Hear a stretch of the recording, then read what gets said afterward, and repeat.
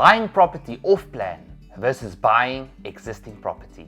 Hi, I'm Jaco Grobbelaar, the founder and managing director of Prosperity Enterprises.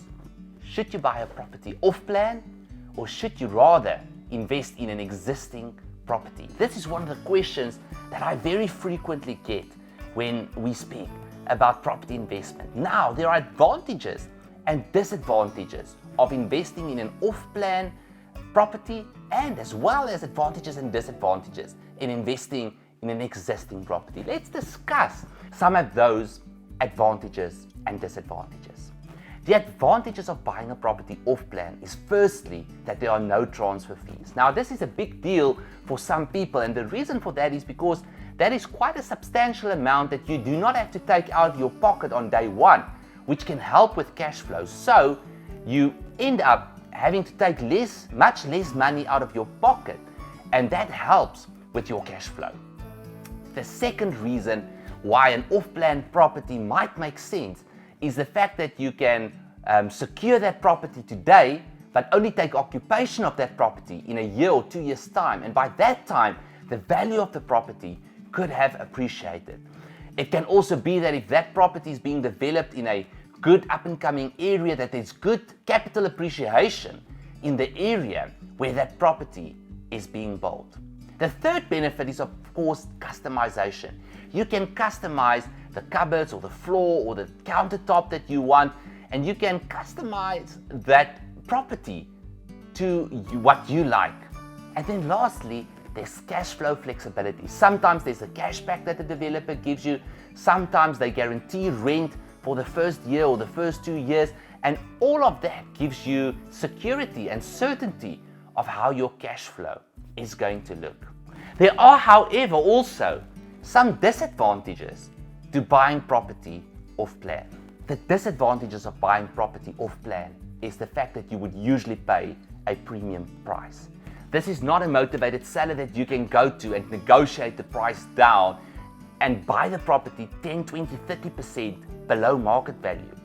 This is a property that you have to pay market price for, and that market price is usually a premium price. The second disadvantage is uncertainty.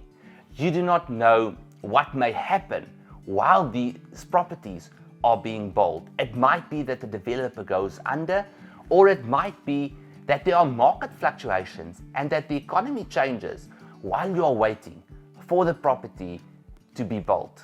And then lastly, there may be some delays. When you are waiting for a property to take occupation of, it might be that there are delays with the developer. That means that you take longer to take occupation of that property. Then, let's talk about the advantages of buying an existing property. The first advantage, and this is an extremely important point for me that I want you to consider. When you buy a property that is an existing property, you can buy that property below market value. You can go look for a motivated seller, and you can buy that property far below market value. In that way, you make money instantly. You make money the day you buy that property, because that property is worth more than what you are buying that property for. The second advantage is also that you can take immediate ownership, so you don't have to wait for that property to be finished. You don't have to wait for that property to be built. Thirdly, you have known quality and you know what the quality of the property is. And then lastly, you've got a stable market value, because when you buy an existing property, it is usually in an established neighborhood, and by that you can be sure that the values will remain stable of that property. There are also, however, some disadvantages of buying an existing property. Let's discuss those disadvantages. You have possible higher initial costs, because transfer fees, bond registration costs, all of those costs need to be paid out of your pocket. Usually the banks don't finance that, so that is actually going to be capital that is leaving your pocket. Secondly, there's limited customization, so you can't change certain aspects of the property. You have to take the property foot to it as is. And then thirdly, there are higher levies and more maintenance. On a property that is older, there would usually be more maintenance, and this means that you need to spend more on maintenance, or that if it is in a body corporate, that your levies might possibly be higher. And then lastly, there's depreciation. It might be that this neighborhood or this suburb where you are buying the property is not as great as it always was, and it is declining in likability and value, and then your property value could also depreciate.